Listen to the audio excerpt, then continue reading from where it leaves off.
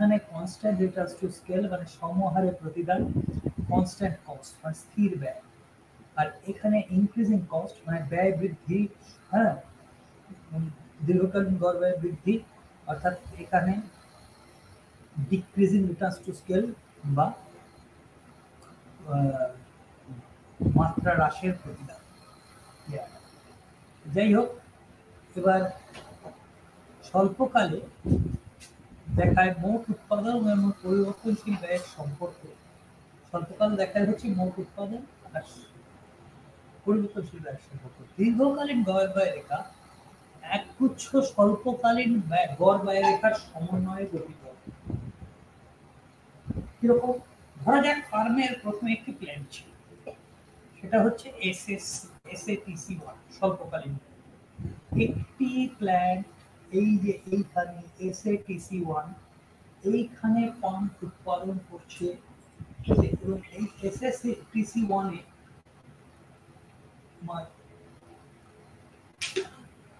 Pump উৎপাদন করছে। এরপরে এখানে কি হবে, এই জায়গাটায় যদি সে উৎপাদন করে, সে এই প্ল্যান্ট সাইজে এটা তার সর্বনিম্ন ব্যয় নয়, ই বিন্দুতে তার সর্বনিম্ন ব্যয়, সে এখানে চলে আসবে। এইবার স্বল্পকালে কিন্তু এখানেই তার ভারসাম্য হবে, ঠিক আছে, এখানেই সে থাকতে চাইবে। কিন্তু যেহেতু দীর্ঘকাল, যেখানে আমার SATC1 ছাড়াও SATC2, 3, 4 এই অপশনগুলো আছে, মানে প্রতিটি প্ল্যান্ট সাইজকে আমরা পরিবর্তন করতে পারছি, ঠিক আছে। তাহলে আমি যদি এই প্ল্যান্ট সাইজের বদলে SATC2 তে চলে যাই, তাহলে এই Q2E এই পরিমাণ ব্যয় থেকে আমরা গড় ব্যয়টাকে Q2B মানে এইখানে আনতে পারবো, এইখানে চলে যাবো, তাহলে এই প্ল্যান্ট সাইজে এখানে উৎপাদন করবো। কিন্তু এখানে আবার আমি এই প্ল্যান্ট সাইজে এইটা সর্বনিম্ন ব্যয়, এখানে আরেকটা জায়গায় আরেকটা প্ল্যান্ট সাইজ পাবো। করতে করতে আমরা যখন এখানে চলে যাব, মানে যেখানে দীর্ঘকালীন গড় ব্যয় রেখা ক্রমবর্ধমান, ক্রমহ্রাসমানে যেমন এখানে থাকবো না, আস্তে আস্তে এদিকে সরবো।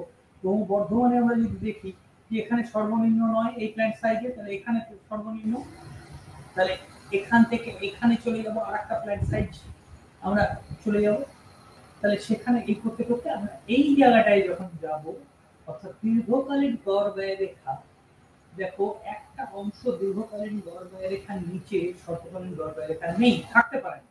কারণ দীর্ঘকাল হচ্ছে আমি পরিকল্পনা, মানে একটা কম প্ল্যান্ট সাইজ, পরিবর্তনশীল উৎপাদন, শ্রম, সমস্ত কিছুকে পরিবর্তন করে সে তার উৎপাদনকে সর্বোত্তম সমন্বয় বাছাই করতে পারে। তাহলে এই পরিকল্পনা কালে সে বিভিন্ন প্ল্যান্ট সাইজ নিতে পারে। তাহলে সে যখন ভারসাম্যে পৌঁছবে, তখন আমরা দেখছি স্বল্পকালীন গড় ব্যয় রেখা দীর্ঘকালীন গড় ব্যয় রেখার সাথে স্পর্শক হবে এই প্ল্যান্ট সাইজে। দেখো এইখান থেকে কিন্তু আর নিচে যাওয়ার টেন্ডেন্সি নেই, মানে এই প্ল্যান্ট সাইজে এইটাই কিন্তু সি বিন্দুটাই বেস্ট, কারণ এখানে স্বল্পকালীন গড় ব্যয় রেখার সর্বনিম্ন বিন্দুতে পৌঁছে গেছিল। এখান থেকে এদিকে সরানোর কোনো টেন্ডেন্সি নেই, এদিকে সরানোর টেন্ডেন্সি নেই। তাহলে এইটা হচ্ছে, যদি চাহিদার দিকটা না মাথায় রাখো, তাহলে এইটা হচ্ছে ফার্মের পক্ষে সর্বোত্তম উৎপাদন। কেন? দীর্ঘকালীন গড় ব্যয় সর্বনিম্ন হচ্ছে এবং এখানে স্বল্পকালীন গড় ব্যয় রেখা একটি তার সর্বনিম্ন বিন্দু দিয়ে স্পর্শ হবে, এবং এখানে এই স্বল্পকালীন প্রত্যেক গড় ব্যয় রেখায় কিন্তু নিম্নতম বিন্দু দিয়ে আমরা জানি, আগের দিন পড়েছিলাম যে স্বল্পকালীন প্রান্তিক ব্যয় রেখা পাস করবে, ছবিটা আছে। আচ্ছা, এখানেও তাই। আর দীর্ঘকালীন প্রান্তিক ব্যয়ও এইখান দিয়ে পাস করবে, এবং এটা দেখাবো আমরা দীর্ঘকালীন প্রান্তিক ব্যয়, যেহেতু আমার এই যে এখানে নমনীয়তা বেশি উৎপাদকের, সেই দীর্ঘকালীন প্রান্তিক ব্যয় ঢাল অপেক্ষাকৃত কম স্বল্পকালীন প্রান্তিক ব্যয় থেকে। কিন্তু স্বল্পকালীন প্রান্তিক ব্যয়গুলোকে সর্বনিম্ন বিন্দুতে ছেদ করবে, মানে এরকম এরকম, হ্যাঁ এরকম, হ্যাঁ যাবে। এইটা কিন্তু দীর্ঘকালীন প্রান্তিক ব্যয় কিন্তু স্বল্পকালীন গড় ব্যয় রেখাকে খাম রেখার মতো আগলে রাখে। কেন খামরেখা বলছি, এই দেখো স্বল্পকালীন গড় ব্যয় রেখার কোনো অংশ দীর্ঘকালীন গড় ব্যয় রেখার নিচে যেতে পারে। আচ্ছা, এবার এরপরে ধরা যাক পান দুটো আরো প্ল্যান কিছু সময় পরে যোগ করলো, যেটা আমি বললাম এসএসসিপি 1, এসএসসিপি 2, এসএসসিপি 3। এবার সে দীর্ঘকালীন গড় ব্যয় রেখা যেহেতু পরিবর্তনশীল এবং স্থির উৎপাদন উপাদান, প্ল্যান্টের আয়তন দুটোই পরিবর্তনশীল বলে কোনো স্বল্পকালীন ব্যয় রেখার কোনো অংশ দীর্ঘকালীন গড় ব্যয় রেখার নিচে থাকতে হবে। যেমন স্বল্পকালে হ্যাঁ আমার Q1 এ বিন্দুতে এসএটিসি1 বরাবর কম গড় ব্যয় উৎপাদন করলো, ওই এসএটিসি1 প্ল্যান্টের আয়তনে কি বিন্দুতে উৎপাদন করবে, গড় ব্যয় হ্রাস করবে। কিন্তু দীর্ঘকালে এসএটিসি2 প্ল্যান্টের আয়তনে বি বিন্দুতে গড় ব্যয় সর্বনিম্ন হবে, দীর্ঘকালে এই অপেক্ষা বি বিন্দুতে গড় ব্যয় সর্বনিম্ন। তাহলে দীর্ঘকালীন গড় ব্যয় রেখা এ এবং বি বিন্দু দিয়ে যাবে। দীর্ঘকালীন প্রান্তিক ব্যয় রেখা এলএমসি, এলএসি ন্যূনতম বিন্দুতে ছেদ করে, যেটা বলছি। এই দেখো দীর্ঘকালীন প্রান্তিক ব্যয় রেখা ন্যূনতম বিন্দুতে ছেদ করছে, এবং এইখানে যে এসএমসিটা এই স্বল্পকালীন প্রান্তিক ব্যয় রেখা তার থেকে কিন্তু ঢালটা অনেকটা কম, ঠিক আছে। আর এই দেখো স্বল্পকালীন প্রান্তিক ব্যয় রেখা হলো এরা কিন্তু ছেদ করে করে যাচ্ছে খালি স্বল্পকালীন গড় রেখার নিম্নতম বিন্দু, ঠিক আছে, এটা করতেই হবে, ঠিক আছে। কিন্তু এখানে এইটা হচ্ছে দীর্ঘকালীন প্রান্তিক ব্যয় রেখা, এটা কিন্তু ছেদ করবে না। হ্যাঁ, এই ছেদ করবে কিন্তু খাম রেখার মতো হবে না, কিন্তু দীর্ঘকালীন গড় ব্যয় রেখা কিন্তু স্বল্পকালীন গড় ব্যয় রেখাকে খামের মতো, খামের মধ্যে যেমন সব কাগজ আটকে থাকে ভেতরে কোনো অংশ বাইরে থাকে না খামে ঘুরলে, সেরকম স্বল্পকালীন গড় ব্যয় রেখার কোনো অংশ দীর্ঘকালীন গড় ব্যয় রেখার নিচে থাকে, এই জন্য এটা আমরা খাম রেখা বলি, ঠিক আছে। এবার ব্যাপারটা হচ্ছে যে তাহলে আমরা প্রতিটি এসএসসি হ্যাঁ এসএটিসি এলএসি কে স্পর্শ করবে, ঠিক আছে, এবং প্রতিটি এসএটিসি ন্যূনতম বিন্দু দিয়ে এসএমসি ছেদ করবে। আর একটি সর্বোত্তম প্ল্যান আয়তনে এসএসসিতে এসএমসি ইকুয়াল টু এলএমসি হবে, ঠিক আছে, এসএমসি ইকুয়াল টু এলএমসি হবে, এবং এলএসি এবং এসএটিসি হ্যাঁ ন্যূনতম বিন্দু দিয়ে এলএমসি এবং এসএমসি ছেদ করবে। প্রতিটি এসএটিসি রেখা যদি ন্যূনতম এলএসি উৎপাদন থেকে কম, সমান বা বেশি উৎপাদনে এসএটিসি রেখা এলএসি রেখাকে স্পর্শ করে, মানে এই এসএটিসি বা এসএসসি রেখা যদি এলএসি রেখাকে এই যে এই সর্বোত্তম যে উৎপাদন এম বিন্দুতে এর থেকে কমে স্পর্শ করে, ঠিক আছে, তাহলে এসএমসি কোথায় ছেদ করছে, এসএসসির সর্বনিম্ন বিন্দুতে, সেই বিন্দু থেকে মানে এসএসসি রেখা যদি এলএসি রেখাকে এই বাঁদিকে তোমার ধরো এই এখানে স্পর্শ করেছে, তাহলে দেখা যাবে যে এসএমসি এই সর্বনিম্নতম বিন্দু হ্যাঁ এই যে এই এসএটিসির যে ন্যূনতম বিন্দুতে এসএমসি ছেদ করেছে, ঠিক আছে, সেটাও কমে ছেদ করেছে, ঠিক আছে, এখানে হলে সমানে ছেদ করেছে, এখানে হলে বেশিতে ছেদ করেছে, ঠিক আছে, তাহলে এইটা সম্পর্কটা থাকবে। অর্থাৎ এলএসি রেখা এসএটিসি রেখাকে খামের মতো আগলে রাখে, মানে এলএসি রেখার নিচে এসএটিসি রেখার কোনো অংশ থাকবে, তাই এলএসি রেখাকে খাম রেখা বলে। আর যে কোনো প্ল্যান্টের আয়তন বাছাই করা যায় বলে এই রেখাকে পরিকল্পনা রেখাও বলে, কিন্তু এলএমসি রেখা এসএমসির খাম রেখা নয়, মানে দীর্ঘকালীন প্রান্তিক ব্যয় রেখা কিন্তু স্বল্পকালীন প্রান্তিক ব্যয় রেখা খাম রেখা নয়। আরেকটি এসএটিসি রেখা যে বিন্দুতে ন্যূনতম এলএসিকে স্পর্শ করেছে, সেখানে এসএমসি এবং এলএমসি রেখা ছেদ করলেও এলএমসি রেখার ঢাল এসএমসি রেখার থেকে কম, কারণ দীর্ঘকালের ফার্মের নমনীয়তা অনেক বেশি। দাম স্থির হলেও ন্যূনতম এলএসির উপরে এলএমসি রেখা ফার্মের দীর্ঘকালীন যোগান রেখা। আচ্ছা, এইবারে আসি হচ্ছে যদি দাম স্থির থাকে, দাম স্থির থাকা মানে কি, এরকম একটা আনুভূমিক সরলরেখা, যেটা একটু বাদে আমি পূর্ণ প্রতিবেদক বাজারে যাব, দাম স্থির কেন স্থির সেটা আসবো, কিন্তু আমি আপাতত পূর্ণ প্রতিবেদক বাজারে বলছি না, আমি বলছি দামটা স্থির, মানে এইরকম দাম রেখা, মানে দাম স্থির হওয়া মানে কি, দাম স্থির হওয়া মানে প্রতিটি দ্রব্যেরই দাম 10 টাকা করে যদি হয়, তাহলে প্রান্তিক আয় 10 টাকায়। তাহলে আমরা জানি যে প্রফিট ম্যাক্সিমাইজেশন, মুনাফা সর্বাধিকরণের শর্ত হচ্ছে MR is equal two LC, প্রান্তিক আয় ইজ ইকুয়াল টু প্রান্তিক ব্যয়, এবং প্রান্তিক ব্যয় রেখার ঢাল প্রান্তিক আয়রেখার ঢালের থেকে বেশি। এইবার যদি তুমি প্রান্তিক আয়রেখার ঢালটা তুমি যদি স্থির করে দাও দাম, তাহলে প্রান্তিক আয়রেখার ঢাল হচ্ছে 0। তাহলে এমসি রেখা যদি ধনাত্মক ঢালযুক্ত হয় তাহলে এই হবে দ্বিতীয় শর্তটা পর্যাপ্ত শর্ত, সেকেন্ড অর্ডার কন্ডিশন, যেটা আমরা ক্যালকুলাসে বলি। আর প্রথম ফার্স্ট অর্ডার কন্ডিশনটা হচ্ছে কি, এমআর ইজিক্যাল টু এমসি, প্রান্তিক আয় ইজিক্যাল টু প্রান্তিক ব্যয়। কারণ কি, প্রফিট মুনাফা হচ্ছে total revenue minus total cost. এবার যদি আমরা ডেরিভেটিভ নেই কিউ এর রেসপেক্টে, মানে ফার্ম কি করছে, কিউটাকে কমাচ্ছে বাড়াচ্ছে, বাড়িয়ে তার প্রফিট মুনাফাকে সর্বাধিক করছে। তার মানে কি, ওই জায়গাটায় যেখানে গিয়ে তোমার 1 ইউনিট আউটপুট বাড়ালে তার আয় এবং ব্যয় সমান, সেখানে সে থেমে যাবে, ভারসাম্য অবস্থা পৌঁছবে। তার মানে সেটা হচ্ছে d pi by d q equal to 0, মানে d TR by d q minus d TC by d q equal to 0। তার মানে ডিটিআর বাই ডিকিউ মানে এমআর প্রান্তিক আয়, আর ডিটিসি বাই ডিকিউ মানে হচ্ছে এমসি প্রান্তিক ব্যয়। তাহলে প্রান্তিক আয় আর প্রান্তিক ব্যয় সমান হবে। এবং দ্বিতীয় শর্ত হচ্ছে প্রান্তিক আয় যেহেতু আমরা স্থির ধরে নিয়েছি, প্রান্তিক ব্যয় রেখা ধনাত্মক ঢালযুক্ত হবে। আচ্ছা, এইবারে ব্যাপারটা হচ্ছে যদি দাম স্থির হয় তাহলে আমরা এমআর ইকুয়াল টু এমসি কোথায় হবে? যে কোনো জায়গায় তুমি একটা, এখানে যদি আনুভূমিক আমরা রেখাগুলো আঁকি, হ্যাঁ, প্রান্তিক আয় রেখা বা দাম, তাহলে এমসি বিন্দুতেই কাট করো, এমআর ইকুয়াল টু এমসি হবে এমসি বরাবর। তাহলে এমসি রেখা স্বল্পকালে মনে রাখতে হবে, এরপরে আমি বোঝাবো উৎপাদন বন্ধের বিন্দু, মানে স্বল্পকালীন গড় ব্যয়। কিন্তু মানে যদি দাম যদি স্বল্পকালীন গড় ব্যয় রেখার সাথে স্পর্শক হয়, তাহলে আমাদের কি হবে, ব্রেক ইভেন পয়েন্ট, মানে মুনাফা স্বাভাবিক মুনাফা ছাড়া আর অতিরিক্ত কোনো মুনাফা অস্বাভাবিক মুনাফা নেই।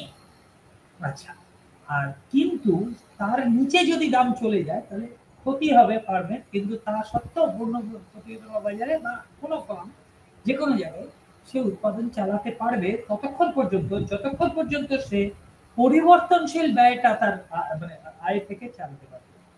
অর্থাৎ যদি এসএভিসি মানে স্বল্পকালীন গড় পরিবর্তনশীল ব্যয়ের সাথে স্পর্শক হয় দামটা, সেই মানে স্বল্পকালীন গড় ব্যয় রেখা ন্যূনতম বিন্দু থেকে এমসি রেখা তার উপরে যেটুকু আসছে সেটা হচ্ছে স্বল্পকালীন, হ্যাঁ, যোগান রেখা। কারণ এমআর ইকুয়াল টু এমসি হবে তোমার স্বল্পকালীন গড় ব্যয় রেখার উপরের অংশ, যে মার্জিনাল কস্ট। কারণ এখানে কি হচ্ছে আনুভূমিক সরলরেখা, আমরা ধরে নিয়েছি দাম স্থির।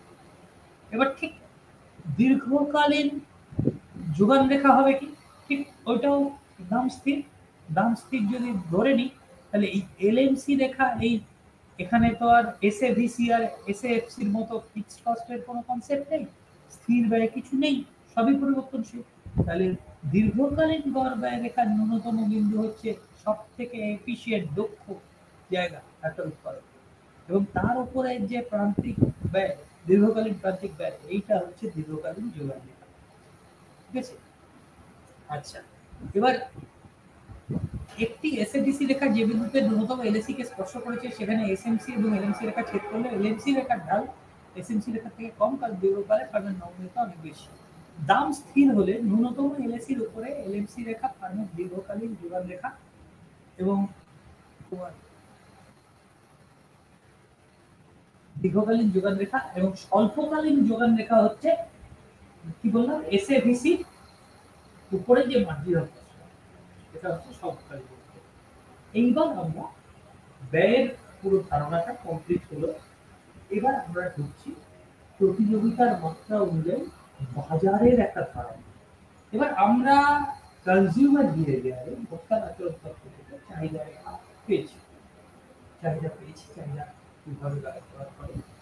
এবার এখানে আমি একটা যোগান রেখার ধারণা পেলাম যে আমার দীর্ঘকালীন গড় ব্যয় রেখা ন্যূনতম বিন্দু থেকে, হ্যাঁ, উপর থেকে যে দীর্ঘকালীন প্রান্তিক ব্যয় রেখার অংশ, সেইটাই হচ্ছে যোগান রেখা যদি দাম স্থির থাকে, বা স্বল্পকালীন গড় পরিবর্তনশীল ব্যয় ন্যূনতম বিন্দু থেকে স্বল্পকালীন প্রান্তিক ব্যয় রেখার যে অংশটা উপর থেকে যে স্বল্পকালীন প্রান্তিক ব্যয় রেখা, সেটা হচ্ছে আমার স্বল্পকালীন স্বল্পকালীন যোগান রেখা, তাহলে আমরা স্বল্পকালীন যোগান রেখা, দীর্ঘকালীন যোগান রেখা পেয়েছি, চাহিদা রেখা পেয়েছি কনজারভেটিভ থেকে। এবার কেউ চাইছে কিন্তু কেউ বিক্রি করতে চাইছে, এবার কেনা বেচাটা হবে কোথায়? বাজারে। তাহলে এবার এই বাজারের ধারণা যেখানে কেনা বেচা হবে, এবং চাহিদা, কেউ চাইবে, কেউ বলবে না আমি দেবো না, বিক্রি করবো না তোমার, কেউ বলবে না আমি করবো। এই করে বাজারে গিয়ে আমরা চাহিদা এবং যোগানের পারস্পরিক যে আমার ইন্টারঅ্যাকশন বা চাহিদা এবং যোগান, প্রত্যেকে যদি স্বাভাবিকভাবে তারা তার চাহিদা এবং যোগানকে প্রকাশ করে, তার উইলিংনেস টু পে মানে ক্রয় করিবার ইচ্ছা, আর উইলিংনেস টু অফার মানে বিক্রয় করিবার ইচ্ছা, এটা দিয়ে, তাহলে সেখানে যেখানে চাহিদা যোগান সমন্বয় হবে সেটা হচ্ছে বাজার। এই বাজারের আমরা চারটে ধারণা এই সিলেবাসে পড়ব। আজকে আমরা চারটে ধারণা পড়াতে পারবো না, পরের ক্লাসে পড়াতে হবে, হয়তো আরো দুটো ক্লাস লাগতে পারে। হ্যাঁ, তা এবং প্রথম কথা হচ্ছে আগে পূর্ণ প্রতিযোগিতামূলক বাজার। দ্বিতীয় বাজারের ধারণা হচ্ছে একচেটিয়া প্রতিযোগিতামূলক বাজার। আচ্ছা, এখানে পড়াবো কিন্তু প্রথমত আজকে পূর্ণ প্রতিযোগিতামূলক বাজার, পরের দিন শুরু করবো একচেটিয়া বাজার, লাস্টে যেটা আছে। কেন বলছি একচেটিয়া প্রতিযোগিতামূলক বাজার? এখানে লেখা আছে যে অর্ডারে, যে ক্রমে, সেটা হচ্ছে এটা বোঝানোর জন্য যে পূর্ণ প্রতিযোগিতামূলক বাজারে একচেটিয়া ক্ষমতা পারমেন্ট নেই, জিরো। আর এইখানে পুরোপুরি 100%, ঠিক আছে? মনোপলি পাওয়ার মারাত্মক, এখানে 0, এখানে 1, ঠিক আছে? আর এখানে 0 আর 1 এর মধ্যে মনোপলি পাওয়ারের আমরা একটা মেজার আছে, লার্নার্স ইন্ডেক্স। হ্যাঁ, সেটা হচ্ছে প্রাইস মাইনাস এমসি, হ্যাঁ, বা এমআর, যাই বলো, এমআর ইজ ইকুয়াল টু, যেহেতু এমসি আমার কিছু যায় আসে না, ঠিক আছে?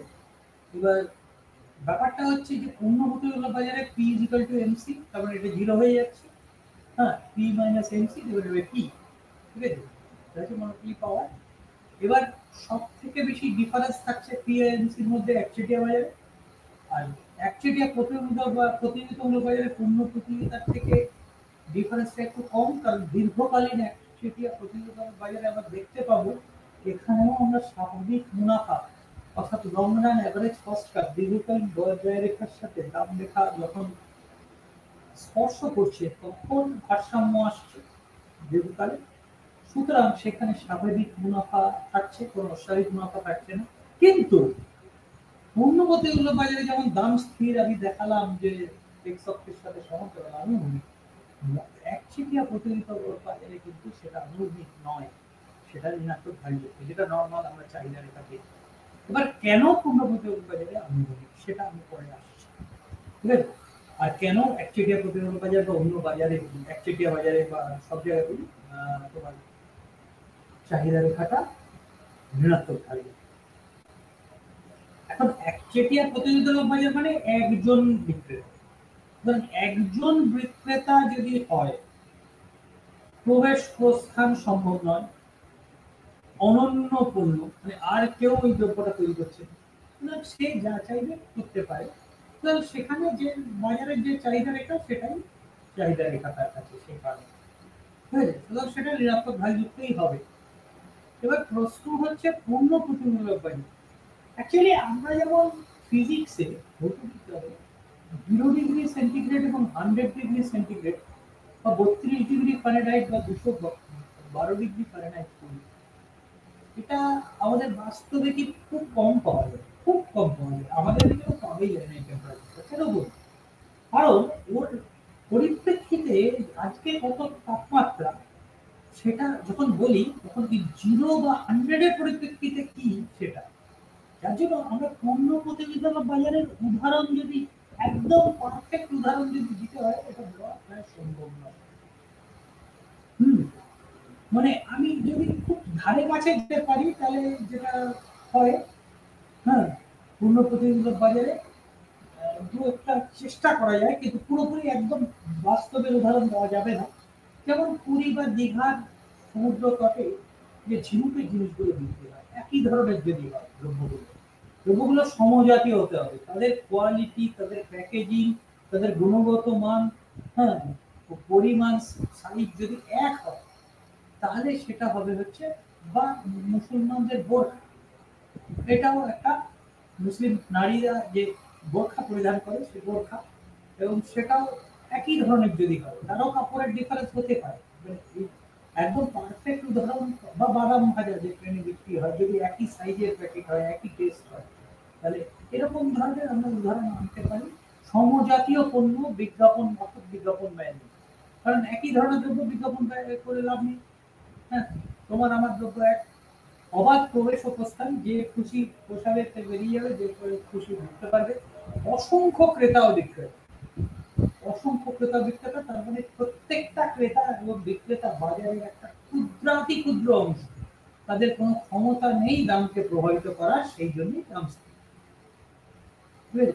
এবং আরো অনুমান আছে, আমি পরে আসবো। আমি খুব ব্রিফে এখানে দেখিয়েছি, এই জায়গাটা বোঝাটা খুব জরুরি, কারণ এইটা পুরো বাজারটাকে, আমার ধারণাটাকে পরিষ্কার করে দেবে। একচেটিয়া প্রতিযোগিতামূলক বাজার পৃথক কিন্তু প্রায় পরিবর্তন হবে। হ্যাঁ, দ্রব্যগুলো ডিফারেন্সিয়েটেড প্রোডাক্ট, মানে পৃথক দ্রব্য কিন্তু খুব কাছাকাছি। কিরকম উদাহরণ বাস্তবে আছে, কিরকম তারা পিঙ্ক আর বিস্কুট বিস্ফান্ন বেচছে, ব্রিটানিয়াও বেচছে, অনেক কোম্পানি বেচছে। তাহলে এই যে ব্যাপারটা, সাবান, ঠিক আছে, লাইফ বয় বেচছে, লাক্স বেচছে, অনেক কোম্পানি বেচছে, ঠিক আছে। তাহলে পৃথক কিন্তু এটার বদলে ওটা চলতে পারে, প্রায় পরিবর্তন। বিজ্ঞাপন ব্যয় আছে, তাহলে আমারটা এই কারণে আলাদা, এইটা এই বিজ্ঞাপন ব্যয় কিন্তু প্রথম এই মডেলটাই ঢুকিয়েছে, কারণ প্রথম পূর্ণবৃত্তি বাজারে একচেটিয়া ভাবে আসে। মার্কেটের যে স্টাডিতে বিজ্ঞাপন ব্যয়ের ধারণা একচেটিয়া প্রতিযোগিতা বাজার প্রথম ঢুকিয়েছে, এবং এই বাজারটা বোঝাটা একটু শক্ত অন্যান্য বাজারের থেকে। অবাধ প্রবেশ ও প্রস্থান বিক্রেতাদের এবং অসংখ্য বিক্রেতা অল্প গোষ্ঠী। অলিগোপলি বাজার পৃথকীকৃত পণ্য গুণগতভাবে, অর্থাৎ বিজ্ঞাপন বা দাম পরিবর্তনের মধ্যে বাজার ধরার প্রচলিত, মানে সে প্রাইস কম্পিটিশনও করতে পারে কোন দামে কোন দামে। যেমন জিও যখন ঢুকলো 5G নিয়ে বা 4G নিয়ে, তখন তারা কি করলো, ফ্রিতে ইন্টারনেট দিল, ফ্রিতে সিম দিল। এবার ব্যাপারটা হচ্ছে কেন, তারা বাজার ধরার জন্য যে আমরা 4G, কিন্তু একটা তারা কি করে চালিয়েছে, তারা কি লস করেছে? না, তারা ক্ষতি করেনি, তারা একটা স্ট্র্যাটেজি নিয়ে চলেছে, এবং সেটা দাম পরিবর্তন যেমন করলো, আর একটা তারা স্ট্র্যাটেজি, এটা বিজ্ঞাপনও দিল, এবং তাছাড়া আর একটা স্ট্র্যাটেজি কি, যত 4G সেট সেটা ছাড়া সিমটা চলবে না। ওই ফ্রি ইন্টারনেট দিতে গিয়ে তোমরা 4G সেট কিনতে গিয়ে সেই 4G সেটের শেয়ার কিন্তু জিও কিনে নিচ্ছে। অর্থাৎ তারা কিন্তু সেইখানে যত বিক্রি হয়েছে সেখান থেকে মুনাফাটা করেছে, এখানে লস করেছে ফ্রিতে ইন্টারনেট, এবং তার মধ্যে তারা বাজারটাকে ধরে নিয়েছে। এবং বলতে গেলে এই আমরা সবাই দেখেছি যে এখানে আগে আইডিয়া, ভোডাফোন, টাটা, হ্যাঁ, অনেক ছিল, তারা এখন কিন্তু মোটামুটি আইডিয়া, ভোডাফোন এক হয়ে গেছে। এয়ারটেল, বিএসএনএল খুব সামান্য অংশ আছে, আর জিও। স্মার্ট ছিল, হ্যাঁ, এবার অনিল আম্বানি, সেটাও উঠে গেল। হ্যাঁ, তাহলে এইবারে তারা কিন্তু তারপরে একচেটিয়া ক্ষমতা এই বাজারে বৃদ্ধি করে, ঠিক আছে। এবার নিয়ন্ত্রিত প্রবেশ ও প্রস্থান যখন তখন নয়, হ্যাঁ, প্রবেশ প্রস্থান সম্ভব, কিন্তু যখন তখন নয়, যত খুশি নয়, আর কিছু সংখ্যক বিক্রেতা। এবং এই বাজারটা যখন আমরা আলোচনা করি, আমরা দুটি বিক্রেতা নিয়ে আলোচনা করি, যাতে আমরা গ্রাফিক্যালি দেখাতে পারি।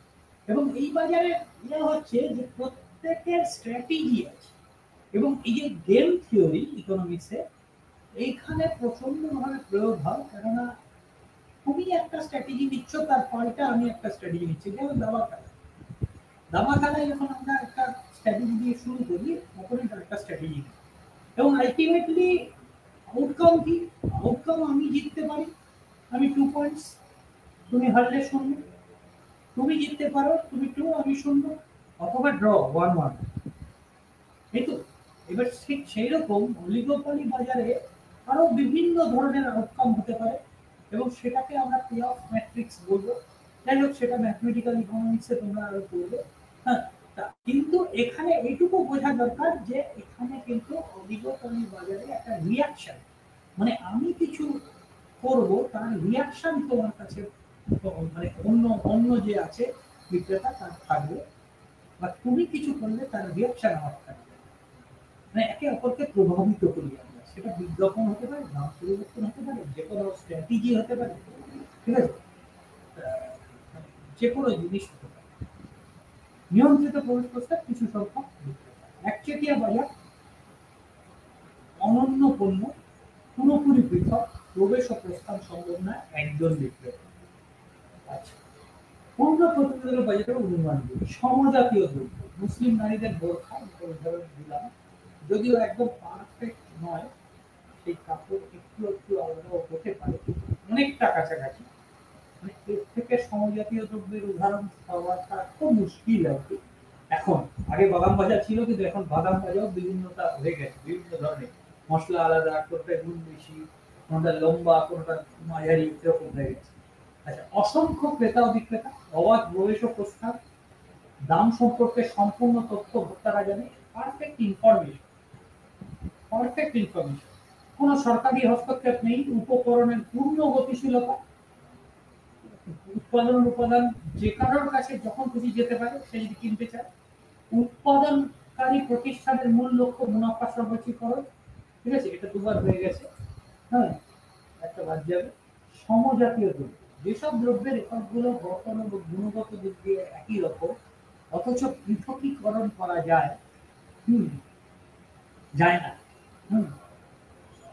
মানে যেসব দ্রব্যের এককগুলোর গঠন ও গুণগত দিক দিয়ে একই রকম, যাদের কোনোভাবেই পৃথকীকরণ করা যায় না, তাদেরকে সমজাতীয় দ্রব্য বলে। আর সমজাতীয় দ্রব্য তোমার ব্যাপারটা হচ্ছে পূর্ণ প্রতিমূলক বাজারে পাওয়া যায়। হ্যাঁ, কেননা পূর্ণ প্রতিযোগিতার বাজারের পণ্যগুলো একক এমন হয় যা পরিমাণগত এবং গুণগত দিক থেকে একই গুণসম্পন্ন হয়ে থাকে, অথচ এদের পৃথক করা যায়। পূর্ণ প্রতিযোগিতা বাজারের অন্যতম বৈশিষ্ট্য হলো দ্রব্যের সমজাতীয়তা, অর্থাৎ পণ্যের প্রতিটি একক হুবহু এক, হুবহু এক। পরিমাণগত গুণগত দিক থেকে পণ্যের একটি একক অন্য একক থেকে পৃথক করা যায় না, যা দ্রব্যগুলোকে আড়াআড়ি স্থিতিস্থাপকতা অসীম হতে সহায়তা করে। একজন উৎপাদনকারীর উৎপাদিত দ্রব্যের দাম দ্বারা অন্যজনের উৎপাদনের পরিমাণ মোটেও প্রভাবিত হবে না। এরূপ দ্রব্যের ক্ষেত্রে কোন ট্রেডমার্ক, পেটেন্ট অথবা লেবেলের মধ্যে পার্থক্য থাকবে না। এমনকি দ্রব্য বিক্রয়ের ক্ষেত্রে যে সেবা রয়েছে তাও সমজাতীয়, অর্থাৎ বিক্রেতা কোনো আকর্ষণীয় আচরণ দ্বারা ভোক্তাকে আকর্ষণ করতে পারবে না। হ্যাঁ, অসংখ্য ক্রেতা, মানে ক্রেতার যে বিহেভিয়ার, তাদের যে আচরণ, সেই আচরণকে প্রভাবিত করার কোনো সুযোগ নেই। হ্যাঁ, পূর্ণ প্রতিযোগিতা বাজার ব্যবস্থার সবচেয়ে গুরুত্বপূর্ণ হচ্ছে অসংখ্য ক্রেতা ও বিক্রেতা। হ্যাঁ, অর্থাৎ পূর্ণ প্রতিযোগিতা বাজারে যে দ্রব্যের লেনদেন হয় তারা অসংখ্য ক্রেতা বিক্রেতা থাকে। অসংখ্য উৎপাদনকারী ফার্মের উৎপাদন দ্বারা শিল্পের যোগান নির্ধারিত হয়। সেখানে ফার্ম শিল্পের মোট উৎপাদনের একটি নগণ্য অংশ উৎপাদন করে, তাই সেই যোগানের হ্রাস বৃদ্ধি করে কোনো ভোক্তার উপর প্রভাব বিস্তার করতে পারে না।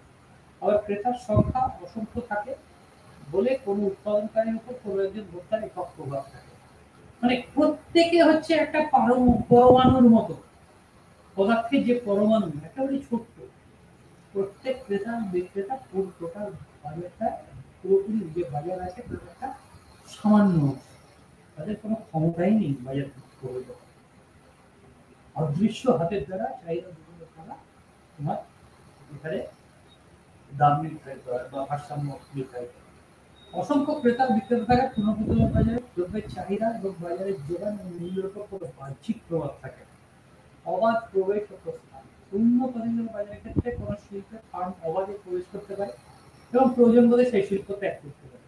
আমি পারছি না, যে দামে বিক্রি করছে আমার স্বল্পকালীন দরকারে উঠছে না, দীর্ঘদিন ধরে আমি লস খাচ্ছি, আমি বেরিয়ে যাবো।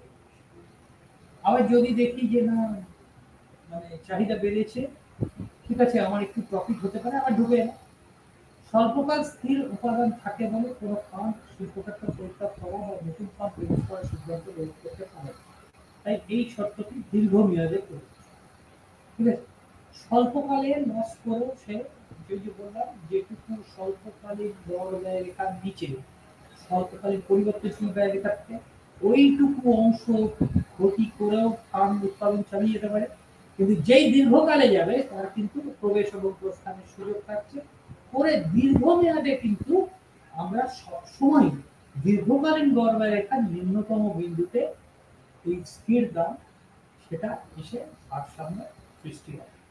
এটা পরে দেখাবো। এ সময় উৎপাদনের ক্ষেত্রে লোকসানের সম্মুখীন হলে ফার্ম শিল্প থেকে বেরিয়ে আসতে পারে, অর্থাৎ উৎপাদন বন্ধ করে দিতে পারে। অন্যদিকে স্বল্পকালে, অন্যদিকে অতিরিক্ত মুনাফার সম্ভাবনা থাকলে নতুন ফার্ম আবার আসতে পারে, প্রবেশ করতে পারে, আবার নতুন করে শুরু করবে, বা একটা ফার্ম তার উৎপাদনের পরিমাণ বাড়িয়ে দিল, সেটাও হতে পারে। ঠিক আছে, যেই বাড়িয়ে দিল তাহলে যোগান মেলার ফলে কি হবে, চাহিদা যে অতিরিক্ত ছিল সেটা থাকবে না, দামটা কমবে, দামটা কমলে মানে অস্বাভাবিক মুনাফা যেটা হচ্ছে সেটা কমবে। এই অ্যাডজাস্টমেন্টটা হয়ে দীর্ঘকালে গিয়ে স্বল্পকালীন গড় ব্যয় রেখা, এই দীর্ঘকালীন ব্যয় রেখা যেখানে ভারসাম্য হচ্ছে অর্থাৎ দীর্ঘকালীন ব্যয় রেখার নিম্নতম বিন্দুতে, কারণ সেখানে ছাড়া স্পর্শ করতে পারবে না, কারণ দাম দেখা হচ্ছে আনুভূমিক তথ্যের সাথে সমান্তরাল, দাম স্থির। এই দাম স্থির এটা কেন, দাম গ্রহিতা উৎপাদক এখানে দাম গ্রহিতা কেন সেটা বোঝানো আমি গ্রাফিক্যালি, সেটা একটা মানে এরপরে বোঝাবো। দাম সম্পর্কে সম্পূর্ণ তথ্য ভোক্তারা জানে, ঠিক আছে, পণ্যের একক গুণগত মান সব কিছু সবাই জানে, ক্রেতা বিক্রেতা অবৈধ। ঠিক আছে, আচ্ছা, কোন ক্রেতা নির্ধারণত মূল্য অপেক্ষা কম মূল্যে বিক্রেতাকে প্রদান করতে পারবে না, তাহলে সঙ্গে সঙ্গে অন্য কাছে চলে যাবে। হ্যাঁ, তাহলে কোনো সরকারি হস্তক্ষেপ নেই, পূর্ণবিদ্যুৎ বাজার ব্যবস্থা কোনো উৎপাদিত দ্রব্য ক্রয় বিক্রয়ের উপর সরকারি কোনো নিয়ন্ত্রণ থাকবে না। শুল্ক, কর, ভর্তুকি, রাসায়নিক ব্যবস্থা দ্বারা কোনো দ্রব্যের চাহিদা যোগানকে সরকার নিয়ন্ত্রণ করবে না, অর্থাৎ অদৃশ্য হাত কাজ করে। এই বৈশিষ্ট্যের কারণে উৎপাদনকারী একজন মূল্য গ্রহীতা হিসেবে স্বীকৃতি পায়। যদি সরকার উপযুক্ত নিয়ন্ত্রণ ব্যবস্থা আরোপ করে তাহলে স্বাধীনভাবে বাজারে প্রতিযোগিতার মাধ্যমে মূল্য নির্ধারিত হবে। উপকরণের প্রচুর গতিশীলতা, পূর্ণবিদ্যুৎ বাজারের অন্যতম বৈশিষ্ট্য হলো অর্থনীতিতে বিদ্যমান উৎপাদনশীল উৎপাদন সমূহ বিভিন্ন শিল্পের মধ্যে অবাধে চলাচল করতে পারবে। অর্থাৎ কোনো শিল্পে মজুরি কম থাকলে যে শিল্পে মজুরি বেশি আসে সেখানে উপকরণ অবাধে চলে যেতে পারে। এক্ষেত্রে কোনো বাহ্যিক বা অভ্যন্তরীণ বিধিনিষেধ নেই। শ্রমিকগণ ভিন্ন ভিন্ন পেশায় স্থানান্তরিত হতে পারবে, যা শ্রমিকদের দক্ষতা বৃদ্ধি করবে। তো কাঁচামাল সমূহ কোনো একটি ফার্মের জন্য নির্দিষ্ট থাকবে না, যে কোনো ফার্ম প্রতিযোগিতামূলক মূল্যে তা ক্রয় করতে পারবে। ঠিক আছে, তাহলে এইভাবে উৎপাদনের গতিশীলতা বজায় থাকে। উৎপাদনকারী প্রতিষ্ঠানের মূল লক্ষ্য হচ্ছে মুনাফা সর্বাধিকরণ, এটা সব জায়গাতেই, হ্যাঁ, প্রফিট ম্যাক্সিমাইজেশন। এবং প্রত্যেকটা বাজারেই MR=MC হবে, খালি একটি বাজার অলিগোপলিতে আমরা দেখব যেটা দাম খুব একটা যে যখন তখন পরিবর্তন হয় না অলিগোপলি বাজারে, সেটার জন্য সুইজি মডেল দিয়ে দেখিয়েছে। তাও সেখানে MR>MC বা MR>MC নয়। হ্যাঁ, সেখানে দেখাবো যে MR কার্ভ যেখানে ডিসকন্টিনিউয়াস মানে সসীম নয়, তার মধ্যে এমসি গেছে। ঠিক আছে, এমসি সেখান দিয়ে গেছে, তার জন্য কি কিছুটা ওঠা পড়া করলেও আমার দামটাকে পরিবর্তন করতে হচ্ছে না অলিগোপলি বাজারে। মূল্য প্রতিযোগিতা বাজার ব্যবস্থা উৎপাদনকারী প্রতিষ্ঠানের মূল্য লক্ষ্য, তাহলে মুনাফা সর্বাধিকরণ, তাহলে MR=MC সুইজি মডেল ছাড়া অলিগোপলিতে সব জায়গায় এটা হচ্ছে প্রফিট ম্যাক্সিমাইজেশন কন্ডিশন। এবং সেকেন্ড অর্ডার কন্ডিশন হচ্ছে এমসির ঢাল MR এর ঢাল থেকে বেশি। পর্যাপ্ত শর্ত, ফার্ম সর্বনিম্ন ব্যয় দক্ষতার সাথে উৎপাদন পরিচালনা করে। পরিবহন খরচ বিবেচনা বহির্ভূত, পরিবহন খরচা আমরা ধরে নিচ্ছি নেই, নগণ্য। হ্যাঁ, তাহলে বিভিন্ন রকমের দাম না হলে তৈরি হবে বাজারের দূরত্বের ভিত্তিতে। এবার মূল্যের পার্থক্য হলে তখন পূর্ণবিদ্যুৎ দামের একটা মানে এই যে একই দাম সেটা ব্যাহত হবে, যেখানে দূর সেখানে বেশি দাম হয়ে যাবে, তাহলে বাজার দ্রব্যের মূল্য একই হওয়ার সম্ভাবনা থাকে। এইবার আমি দেখাচ্ছি দাম স্থির বা দাম গ্রহিতা বলে কেন এই যে ডান দিকের ছবিটা, এখানে বাঁদিকে ইন্ডাস্ট্রি মানে শিল্পকে দেখানো হচ্ছে, যেখানে ঋণাত্মক ঢালযুক্ত চাহিদা রেখা এবং ধনাত্মক ঢালযুক্ত যোগান রেখা, এবং তার মাধ্যমে একটা দাম নির্ধারিত হচ্ছে এই বিন্দুতে, এবং একটা পরিমাণ শিল্পে কতটা উৎপাদন হবে সেটা নির্ধারিত। এবার পূর্ণ প্রতিযোগিতার বাজারে এই চাহিদা রেখা, বাজার চাহিদা রেখার ঢাল কিন্তু ঋণাত্মক, কিন্তু একটা ফার্ম যখন উৎপাদন করছে, পুরো শিল্পে কিন্তু এটা ঋণাত্মক, চাহিদা যোগানের দ্বারা অদৃশ্য হাতের দ্বারা দাম নির্ধারিত হচ্ছে। এবার একটা ফার্ম যখন দেখছে, সে দেখছে কি এই দাম তো আগেই অদৃশ্য হাতের দ্বারা স্থির হয়েছে, মানে পুরো বাজারের চাহিদা যোগানের দ্বারা স্থির হয়েছে, আমার কিছু করার নেই।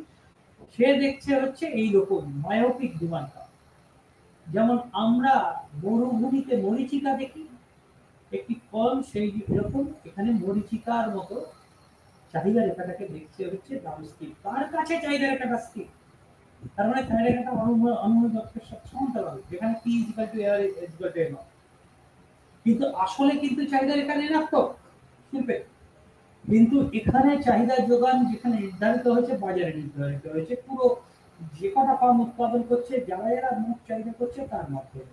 একটা ফার্ম যখন এখানে বিক্রি করতে আসছে, সে দেখছে কি দামটা স্থির হয়ে আছে বাজারে, আমার কিছু করার নেই, আমি এইভাবে মায়োপিক ডিমান্ড কার্ভ দেখছি।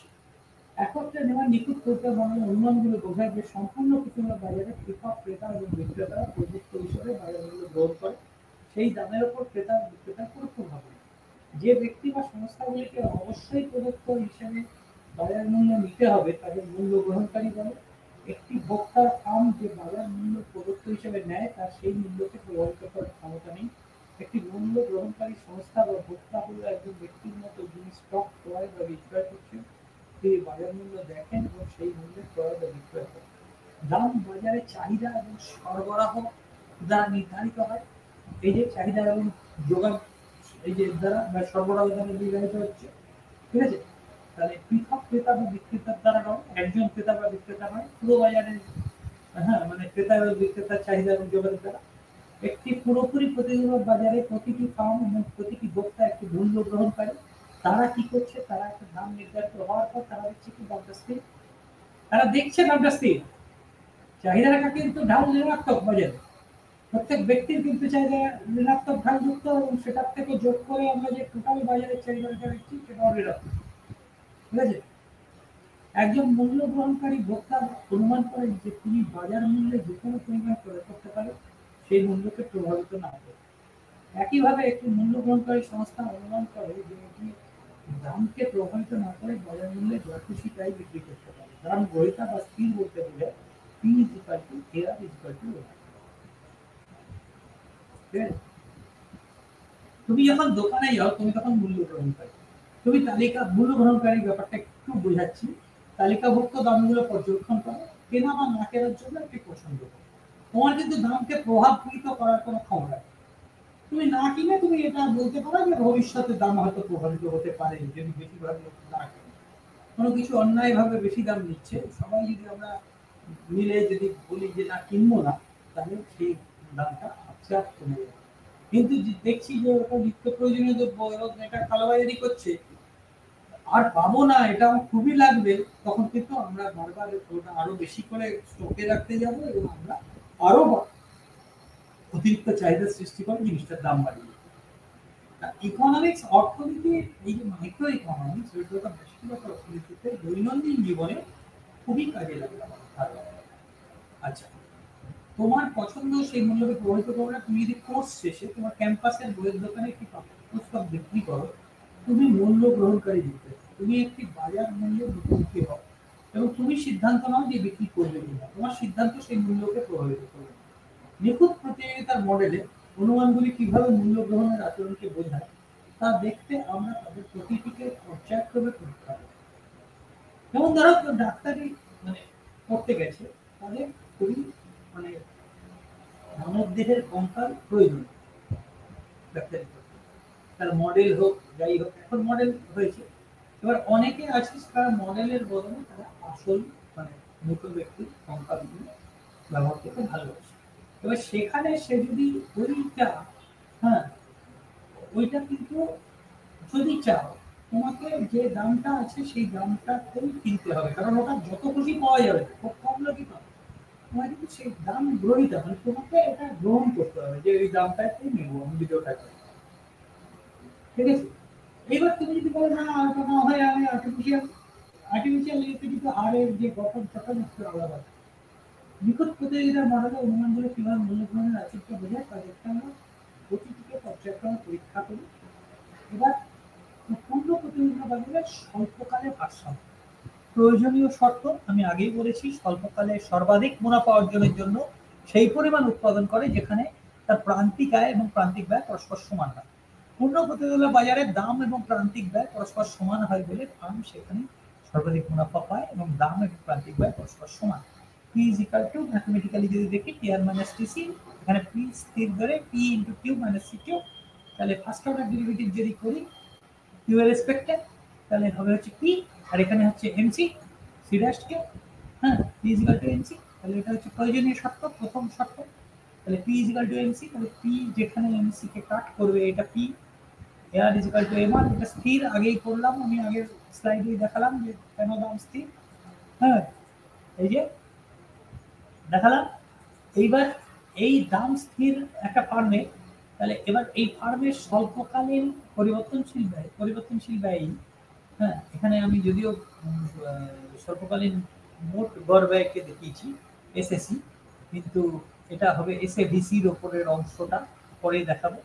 এবার ব্যাপারটা হচ্ছে যে এই যে ওপরের অংশটা এমসি, হ্যাঁ যেখানে এমআর কে কাট করেছে সেটাই হচ্ছে ভারসাম্য বিন্দু।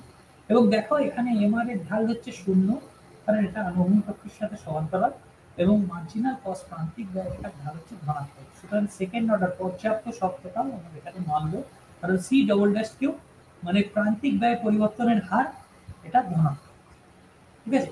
তাহলে ভারসাম্যকালে প্রান্তিক ব্যয় রেখা আনুভূমিক দাম বা প্রান্তিক রেখা থেকে নিচ থেকে উপরের দিকে ছেদ করে, বাজার দর স্থির থাকলে এবং প্রান্তিক ব্যয় কমলে ফার্মটি অত্যধিক মুনাফা অর্জনের লোভে উৎপাদন বাড়িয়েই চলবে, ভারসাম্য আসবে। প্রান্তিক ব্যয় রেখা নিচের দিক থেকে দাম রেখাকে ছেদ করে ঊর্ধ্বগমন করে।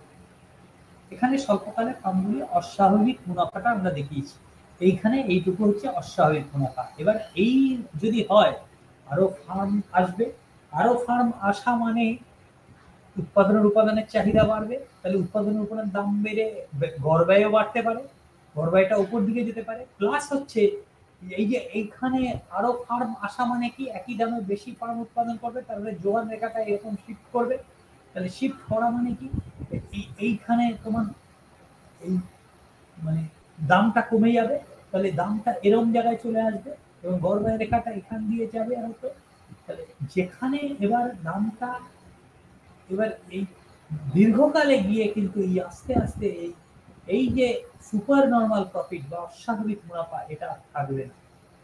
এবং ঠিক একইভাবে যদি এখানে আমি লস দেখাই, এই যে লস, এবার দেখো এখানে এসএসি, এবার এসএভিসিটা আমি ধরছি এইখান দিয়ে যাচ্ছে, ঠিক আছে। এসএভিসি মানে স্বল্পকালীন পরিবর্তনশীল ব্যয়, তাহলে এইটা উৎপাদন বন্ধের বিন্দু, এর নিচে গেলে আর সম্ভব না, পরিবর্তনশীল ব্যয় যদি না তুলতে পারো তবে শাটডাউন করতে হবে, ফার্ম বন্ধ করে দিতে হবে উৎপাদন।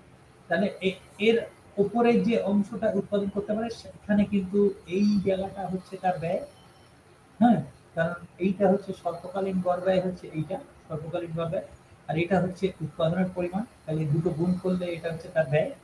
আর এইটা যদি দাম হয় তাহলে এইটা হচ্ছে তার আয়, দাম ইনটু পরিমাণ পি ইনটু কিউ, ঠিক আছে, এটা হচ্ছে তার আয়। তাহলে এইটা হচ্ছে লস, ক্ষতি। যেই ক্ষতি হবে কিছু ফার্ম বেরিয়ে যাবে, কিছু ফার্ম এই ক্ষতি বেয়ার করতে পারবে না বা চাইবে না, তবে আমরা বিজনেস ক্লোজ করছি। যেই ক্লোজ করবে তাহলে যেই মুহূর্তে ক্লোজ করবে তার মানে সাপ্লাই কাপটা এদিকে শিফট করবে, তাহলে দামটা বাড়বে, হ্যাঁ। আর প্লাস ক্লোজ করলে এই উৎপাদনের চাহিদাটাও কমে যাবে, তাহলে ব্যয়টাও কমবে, তাহলে এইটাও নিচের দিকে যাবে, এইটা উপর দিকে যাবে, তাহলে আলটিমেটলি এই জায়গাটায় গিয়ে পৌঁছবে দীর্ঘকাল, যেখানে স্বাভাবিক মুনাফা। কিন্তু স্বল্পকালে তিনটে সিচুয়েশনই সম্ভব, এখানে অস্বাভাবিক মুনাফা, এইখানে স্বাভাবিক মুনাফা, এখানে ক্ষতি, তিনটে মডেলই সম্ভব স্বল্পকালে, ঠিক আছে। প্রতিনিধিত্ব বাজারে প্রান্তিক ভারসাম্য আছে, দামের সঙ্গে প্রান্তিক ব্যয়ের সমতায় এলে তাহলে তিনটে আমরা এই এই জায়গাটাতে নতুন নতুন শিল্প প্রবেশ করবে। এই যে অবাধ প্রবেশ বললাম, এখানে অবাধ প্রস্থান করবে, এখানে প্রস্থান প্রবেশ কিছু নেই। এইটা হচ্ছে যেন দীর্ঘকালে এই জায়গাটায় পৌঁছানোর জন্য সবাই কাজ করছে। কিন্তু দাম গড় ব্যয় রেখার চেয়ে কমলে প্রান্তিক ক্ষতির সম্মুখীন হয়, তার পক্ষে উৎপাদন চালিয়ে যাওয়া সম্ভব নয়। ক্ষতির পরিমাণ কমে ন্যূনতম হতে পারে, এমন সম্ভাবনা থাকলে সর্বকাল প্রাণ ক্ষতি স্বীকার করে উৎপাদন চালাবে। এইবার আমি উৎপাদন পর্যায়ের বিন্দু এবং ব্রেক ইভেন বিন্দুটাকে একটু একটা গ্রাফে আলাদা করে দেখাই। এই দুটো খুব গুরুত্বপূর্ণ একটা ধারণা, এই জন্য আলাদা করে আমি দু একবার বলেছি অলরেডি, কিন্তু এটা গুরুত্বপূর্ণ ধারণা। যখন কোনো কোম্পানি প্রান্তিক আয় প্রান্তিক ব্যয়ের সমান হয়, যদি ওই কোম্পানির প্রান্তিক ব্যয় যদি দাম বা প্রান্তিক ব্যয়ের সমান হয়, তাকে ওই ফার্মের উৎপাদন মন্ডলের বিন্দু। কিরকম হচ্ছে? P = MR = MC = SABC। আমরা জানি P = MR, পূর্ণ বাজার মানে মূল ব্যাপার হচ্ছে P = MR, মানে দাম স্থির, দাম গ্রহিতা, মানে হরাইজন্টাল, মানে অনুভূমিক রেখার সাথে সমান্তরাল। তাহলে P = MR সব সময় মুনাফা সর্বাধিক মানে MR = MC। তাহলে এই অবধি ঠিক আছে। এইবারে কি আরেকটা এডিশনাল কন্ডিশন কি? এইগুলো আবার SABC এর সমান, মানে MC কাপটা এমন একটা জায়গায় সর্বনিম্ন বিন্দুতে কাট করবে গড় পরিবর্তনশীল ব্যয় রেখা, সেইখানটায় মানে SABC, PMR, MC এগুলো হচ্ছে সমান। এইখান থেকে উৎপাদন এর নিচে গেলে কিন্তু আর উৎপাদন সম্ভব নয়। তাহলে এইখানে হচ্ছে উৎপাদন বন্ধের বিন্দু, এই জন্য এর নিচে গেলে আর উৎপাদন সম্ভব নয়। এইখান থেকে সে উৎপাদন করতে পারে, আপাতত কিছুটা ক্ষতি রেখে সে উৎপাদন করে যেতে পারে। ধরো এইখানে দাম থাকলে এইটা তার ক্ষতি হবে, এইখানে দাম থাকলে এইটা তার ক্ষতি হবে, সে কিন্তু ক্ষতি রেখে উৎপাদন করে যেতে পারে। এইবার ব্যাপারটা হচ্ছে এইটা হচ্ছে ব্রেক ইভেন পয়েন্ট, যেখানে P = MR = MC SS স্বল্পকালীন গড় ব্যয়। এখানে স্বল্পকালীন পরিবর্তনশীল ব্যয়, এখানে স্বল্পকালীন গড় ব্যয়। মোট এবং আয় এবং ব্যয় দিয়ে এতক্ষণ আমরা গড় ব্যয়, প্রান্তিক ব্যয় দিয়ে দেখাচ্ছিলাম। আমরা এখানে চেষ্টা করছি উৎপাদন বন্ধের বিন্দুটাকে মোট আয় মোট ব্যয় দিয়ে দেখানো, এবং মুনাফা সর্বাধিকটাকেও আমরা মোট আয় মোট ব্যয় দিয়ে দেখাবো এখানে। এইটা হচ্ছে মুনাফা রেখা। এইবার দেখো এইখানে হচ্ছে মোট আয় মোট ব্যয় সমান, ঠিক আছে? এবার ব্যাপারটা হচ্ছে যখনই আমার PR = TVC হবে, TVC-টা এখানে আঁকেনি, TVC-টা যদি আঁকে এইরকম জায়গায় দিয়ে যাবে, এইরকম জায়গায় হচ্ছে তোমার এরকম এই জায়গায় ফিক্সড কস্ট, এটা হচ্ছে স্থির ব্যয়, এইখান থেকে আরম্ভ হচ্ছে টোটাল কস্ট, তার মানে এটা স্থির ব্যয় ধরে নিতে পারি। এবার এইখান থেকে যদি এই রেখাটারই মতো করে আরেকটা রেখা আঁকি, সেটা হচ্ছে TVC, মানে মোট পরিবর্তনশীল ব্যয়। এইটা ধরো এরকম জায়গায় কাট করবো, এটা হচ্ছে উৎপাদন বন্ধের বিন্দু, এইটা হচ্ছে তোমার ব্রেক ইভেন পয়েন্ট, মানে মুনাফাও নেই, তোমার ক্ষতিও নেই, অর্থাৎ স্বাভাবিক মুনাফা, যেটা সংগঠনের প্রাপ্য সেইটুকু মুনাফা। আর এই জায়গাটা যেখানে এমসি কার্ভের স্লোপ, ঢাল, এই টিসি কার্ভের স্লোপ, টোটাল মোট ব্যয় রেখার ঢাল মানে এমসি, আর মোট আয় রেখা হচ্ছে সরল রেখা, কারণ পি স্থির মানে মোট আয় রেখা P × Q। তাহলে কিউ বাড়লে মানে পি গুণ বাড়বে, তাহলে এটা সরল রেখা ঊর্ধ্বমুখী, পি ধনাত্মক বলে। তাহলে এইটা আর এই মোট আয় রেখার ঢাল এবং মোট ব্যয় রেখার ঢাল যেখানে সমান, এইখানে হচ্ছে ম্যাক্সিমাম প্রফিট, সর্বাধিক মুনাফা, কারণ MR = MC। মোট ব্যয় রেখার ঢাল হচ্ছে প্রান্তিক ব্যয়, আর মোট আয় রেখার ঢাল হচ্ছে P, মানে P = MR, P কনস্ট্যান্ট এখানে। তাহলে MR = MC, এটা মুনাফা সর্বাধিক, এই যে মুনাফাটা হাইয়েস্ট গেছে, এই জায়গাটাও আবার মুনাফা 0 হয়ে যাচ্ছে, ঠিক আছে? তাহলে স্বাভাবিক মুনাফার বিন্দু হতে পারে এখানে। তাহলে এই হচ্ছে আমার পুরোদূর বাজারে স্বল্পকালীন ভারসাম্যে অবাধ প্রবেশ ও প্রস্থানের মাধ্যমে কিভাবে দীর্ঘকালীন ভারসাম্য পৌঁছানো যায়, এটা আমি বুঝালাম অলরেডি আগে। পাশের ছবিতে পুরোদূর বাজারে কারণে দীর্ঘকালীন ভারসাম্য দেখানো গেছে। দীর্ঘকালীন ভারসাম্যে দেখো খালি স্বাভাবিক মুনাফা, অস্বাভাবিক মুনাফা বা ক্ষতির কোনো সম্ভাবনা নেই। কারণ এখানে প্রথম কথা হচ্ছে গড় স্থির ব্যয়, গড় পরিবর্তনশীল ব্যয়। আলটিমেটলি প্রবেশ ও প্রস্থানের মাধ্যমে আমরা এমন একটা জায়গায় আসছি যেখানে আমরা পি এলএসি কে ট্যানজেন্ট হবে, এলএসি এর সাথে স্পর্শক, তাহলে সেই জায়গাতে LMC is equal two SMC is equal two MR is equal two P is equal two SSC is equal two LAC. মানে এলএসি ন্যূনতম বিন্দুতে এসএসসি একটা স্পর্শক হবে, সেই বিন্দু দিয়ে এলএমসি যাবে, সেই বিন্দুতে পি স্পর্শক হবে এলএসসি এর সাথে, এসএসসি এর সাথে বোথ, আর সেই বিন্দু দিয়ে এসএম ওই এসএসসি মানে ওই প্ল্যান সাইডের এসএমসি টা হবে সর্বকালীন প্রান্তিক ব্যয়। ঠিক আছে, তাহলে এই ও কিউ হচ্ছে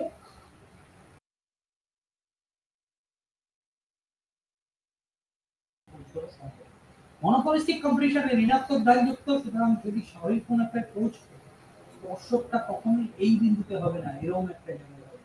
সুতরাং মিনিমাম এফিশিয়েন্ট স্কেল একমাত্র পূর্ণ প্রযোজ্য বাজারে উৎপাদন সম্ভব। ঠিক আছে, তাহলে এবার ব্যাপারটা হচ্ছে পূর্ণপ্রযোজ্য বাজারে ফার্মের স্বল্পকালীন যোগান রেখা।